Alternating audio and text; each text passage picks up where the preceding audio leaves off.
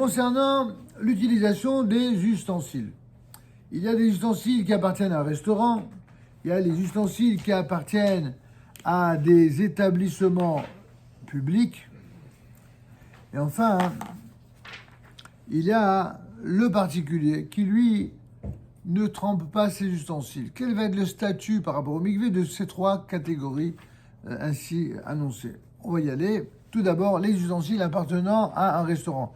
Selon la stricte loi, il n'est pas nécessaire de procéder à l'immersion d'ustensiles appartenant à un restaurant juif. Ben oui. Contrairement à ce qui est communément admis, eh bien, un restaurant juif, dès le moment où comment dirais-je, où la vaisselle, les ustensiles appartiennent aux juifs, il n'y a pas besoin. On a dit depuis le début que il ne faut pas confondre le kasher ou la kashérisation avec la possibilité d'utiliser un ustensile par le liboun, par le chauffage à blanc ou alors par l'ébouillantage. C'est deux choses différentes. Quand on achète un objet fabriqué par un non-juif, alors il a l'obligation du mikvé, tout simplement parce que c'est la règle de la Torah qui nous l'exige. Mais lorsque on kashérise parce que l'ustensile a servi à du non-kasher, c'est pour une autre raison. C'est pas parce qu'il appartient ou pas à un juif. C'est parce qu'il est imbibé de goût non-kasher. Vous comprenez la différence? Donc c'est deux choses différentes qu'il ne faut surtout pas confondre. Donc, s'il s'agit d'ustensiles qui appartiennent à un restaurant, qui est totalement kasher, les ustensiles sont totalement kasher, ils n'ont jamais connu autre chose que du kasher, voire même ils sont totalement neufs. Dès le moment où ils appartiennent aux juifs, d'après le din strict, il n'est pas nécessaire de procéder à l'immersion d'ustensiles pour le restaurant juif, puisque tout appartient aux juifs. En effet, le propriétaire les a acquis dans un but commercial et non pour un usage personnel. Or, ne sache instaurer l'immersion que pour des ustensiles qui sont destinés à la consommation personnelle et non pour des ustensiles utilisés comme des moyens de subsistance. Le propriétaire du restaurant n'est donc pas tenu de les tremper. Le client qui utilise ces ustensiles ne fait qu'emprunter ou louer ces récipients. Et donc lui aussi, il est dispensé de leur immersion. Cependant, la coutume, c'est vrai, c'est répandu de procéder à l'immersion de ces ustensiles. Mais il ne faudra néanmoins pas prononcer de bénédiction parce que ça risque d'être une bénédiction en vain, vu que certains sont très clairs là-dessus, il n'y a pas obligation. Et s'il est difficile de les tremper, on les offrira à un non-juif, comme on a vu dans la possibilité un peu plus haut, puis on les lui empruntera définitivement. Toujours le même micmac. C'est clair? Deuxième point, les ustensiles appartenant à des établissements publics cette fois-ci. Par exemple, les ustensiles qui appartiennent à des établissements publics juifs, comme par exemple des synagogues, des hôpitaux, des bureaux, ils doivent être trempés avec bénédiction du fait qu'ils n'ont pas été acquis dans un but commercial, mais bel et bien pour servir le public. Nous, par exemple, on a de la vaisselle. Quand ça provient des ustensiles d'un traiteur, bon, c'est lui-même qui se préoccupe du mikvé, des kélim, en général fait par son chômeur. Mais qu'en est-il d'une vaisselle qui appartient à la synagogue? Des fois, j'arrive, je dis, tiens, mais d'où ça sort ça?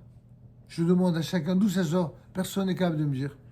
Je prends le truc, je le dégage. C'est un truc sans valeur, je le jette.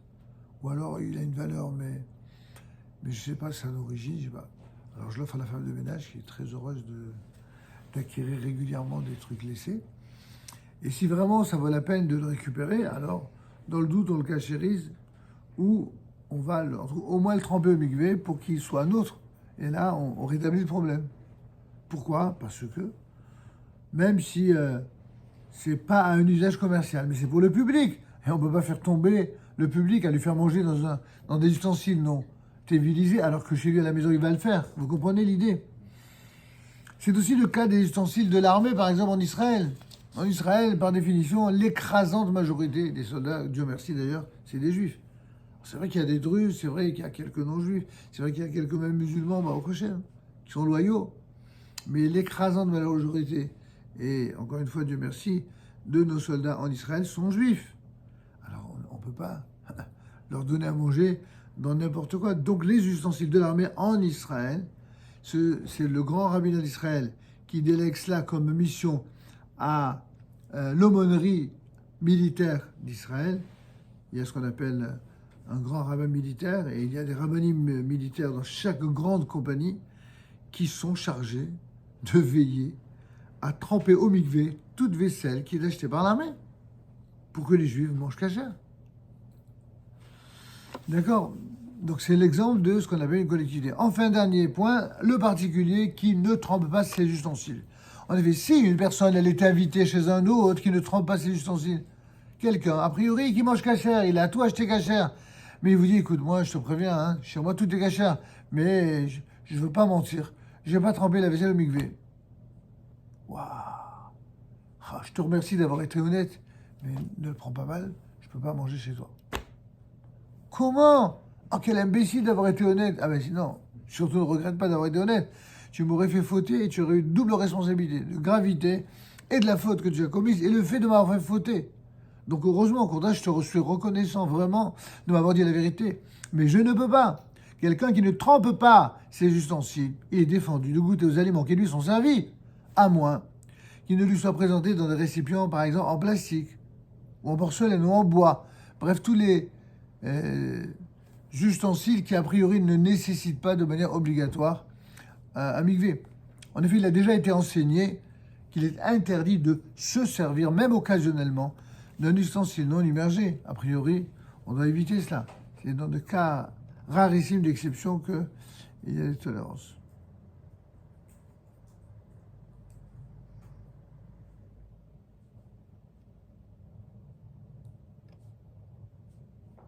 Pardon. Bien.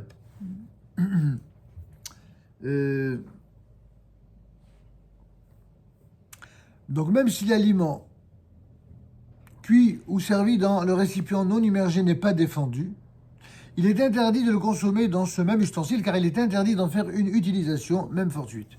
Il faudra le transvaser dans un ustensile permis. Et si le particulier ne possède pas un tel ustensile, alors il sera permis de consommer l'aliment du plat non immergé à l'aide d'un couvert en plastique ou une autre matière qui ne nécessite pas d'immersion. J'espère que vous avez bien suivi. Ainsi qu'avec ses propres mains. Mais il est strictement par contre défendu de consommer l'aliment directement à l'aide d'un couvert en métal non trempé ou d'une matière qui nécessite l'immersion. Je récapitule. Vous avez un truc, il est cachère, mais il a été fait dans un ustensile non immergé. Ah ben, il faut séparer l'aliment de l'ustensile et le mettre, par exemple, dans un truc en plastique ou le mettre dans un ustensile qui, lui, a été immergé. C'est clair? Dans de telles circonstances, il est recommandé d'éviter de se faire servir des aliments dans de tels ustensiles. Mais a posteriori, il sera permis de retirer les aliments de ces plats non immergés, c'est ce que je viens de vous dire, à l'aide d'un couvert qui ne nécessite pas d'immersion. Par exemple, un truc en plastique ou en bois, car ceci n'est pas considéré comme une véritable utilisation de l'ustensile. En effet, bien que l'obligation de procéder à l'immersion d'un ustensile soit un devoir de la Torah, l'interdiction d'utiliser un ustensile avant son immersion relève en vérité d'une interdiction d'ordre rabbinique. Ainsi, en cas de nécessité, celui qui voudrait adopter l'opinion la plus indulgente aura sur qui s'appuyer. Bon, alors on passera enfin, on a terminé tout cet énorme chapitre sur les lois relatives aux immersions.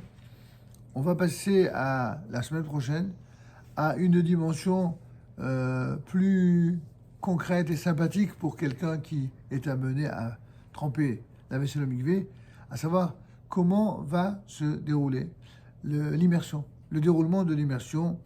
Comment, par exemple, va-t-on procéder à la séparation de l'ustensile avec une étiquette, avec toute saleté? Comment va-t-on procéder à l'immersion? Quid de la même immersion pendant Shabbat? Quel va être le statut de l'eau du mikvé, l'eau qui va rester dans l'ustensile? Et enfin, quelle sera la bénédiction avant l'immersion? Est-ce que dans tous les cas, il y aura bénédiction ou pas? On a déjà vu que ce n'était pas toujours le cas. On envisagera également le lieu de l'immersion, comment cela se fera-t-il, et beaucoup d'autres cas qu'on va aborder. Donc rendez-vous, Bezat Hashem, à la semaine prochaine. Alors retenez, voilà, pour la page, retenez, c'est toujours dans les fondements de la cache-route du Rav Loria, Vous prenez du deuxième chapitre, déroulement de l'immersion, page 296. Déroulement de l'immersion, page 296. Bien, je vous souhaite une bonne soirée, mesdames et messieurs, et puis, pour les uns, à demain soir pour tout Bishvat, nous vous accueillerons les bras ouverts, pour les autres à Shabbat, et pour d'autres enfin, donc jeudi soir aussi, pour certains. Kol Tov, à bientôt. Au revoir.